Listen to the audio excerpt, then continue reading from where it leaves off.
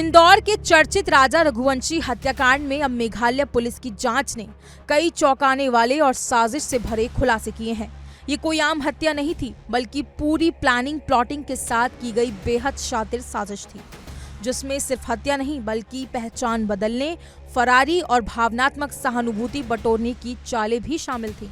इस हत्या की पटकथा 11 मई को उस समय लिखी गई थी जब राजा की शादी उसकी मंगेतर सोनम से होने वाली थी, लेकिन इसके पीछे छिपा था एक ऐसा राज जो इंदौर से लेकर मेघालय, पश्चिम बंगाल और उत्तर प्रदेश तक फैला हुआ था। इस पूरे कांड का मास्टरमाइंड था राज कुशवाहा।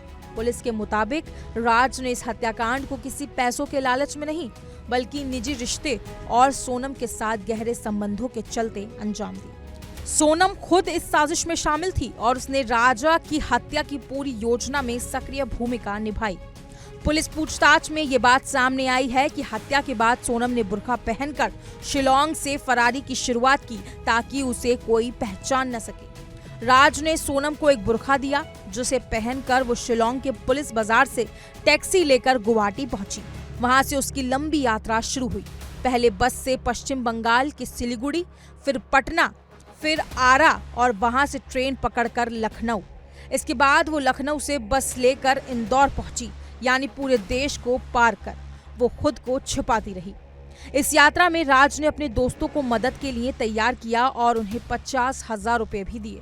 पुलिस का कहना है कि ये किसी सुपारी किलिंग जैसा मामला नहीं था, बल्कि दोस्ती और धोखे का एक घातक मेल था। इस साजिश की सबसे खौफनाक बात यह थी कि हत्यारों की योजना किसी महिला को मारकर उसके शव को जला देने की भी थी, ताकि उस शव को सोनम के रूप में पेश किया जा सके।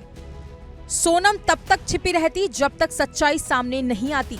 पुलिस के मुताबिक इस साजिश का उद्देश्य न केवल राजा की हत्या करना था, बल्कि सोनम को समाज और परिवार की सहानुभूति दिलाना भी था। दरअसल उनका मानना था कि राजा का शव एक दुर्गम स्थान पर फेंका गया है और पुलिस को उसे ढूंढने में महीनों लग सकते हैं। ऐसे में सोनम खुद को अगवा बताकर एक विक्टिम के रूप में पेश करना चाहती थी। मेघालय पुलिस की सतर्कता और तेज कार्रवाई के कारण ये योजना समय पर ध्वस्त हो गई। पुलिस ने पहले ही यूपी और एमपी में टीमें भेज दी थी। जैसे ही यूपी में आकाश नामक आरोपी की गिरफ्तारी हुई तो राज बुरी तरह घबरा गया।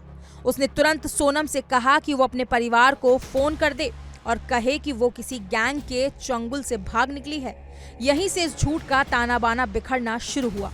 सोनम ने उत्तर प्रदेश के गाजीपुर में जाकर खुद को पुलिस के सामने पेश किया और बताया कि वो अगवा हुई थी, लेकिन पुलिस की जांच और सख्त पूछताछ में सच्चाई सामने आ गई। इस केस की तह में जाएं तो साफ होता है कि ये सिर्फ एक हत्या नहीं थी, ये एक सुनियोजित मनोवैज्ञानिक नाटक था। एक तरफ दोस्ती का भरोसा था, दूसरी तरफ रिश्तों का धोखा।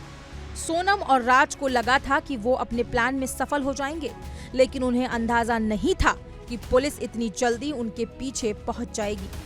मेघालय के वरिष्ठ पुलिस अधिकारियों ने बताया कि मामले में जो सबूत मिले हैं वो इस हत्या को भारत के हालिया सबसे चौंकाने वाले मामलों में एक बनाते हैं। इस हत्याकांड ने एक बार फिर ये दिखाया है कि आज के दौर में अपराधी सिर्फ हथियार से नहीं, बल्कि प्लानिंग और तकनीकी चालाकियों से अपराध को अंजाम देते हैं। बुर्का पहनकर देश के कई राज्यों को पार करना, पहचान छुपाना, झूठा अपहरण दिखाना और एक निर्दोष की हत्या कर देना, ये सब एक ही कहानी में समेटा गया है। राजा रघुवंशी अब इस दुनिया में नहीं है, लेकिन उनकी हत्या की ये कहानी हमें बहुत कुछ सोचने पर मजबूर करती है कि कैसे कुछ लोग अपने लालच, झूठे प्रेम और साजिश के लिए हर सीमा लांघ जाते हैं। फिलहाल इस खबर में इतना ही। अपनी राय कमेंट सेक्शन में जरूर बताएं और ऐसी ही तमाम हर बड़ी अपडेट के लिए इंडिया डेली को सब्सक्राइब करना ना भूलें।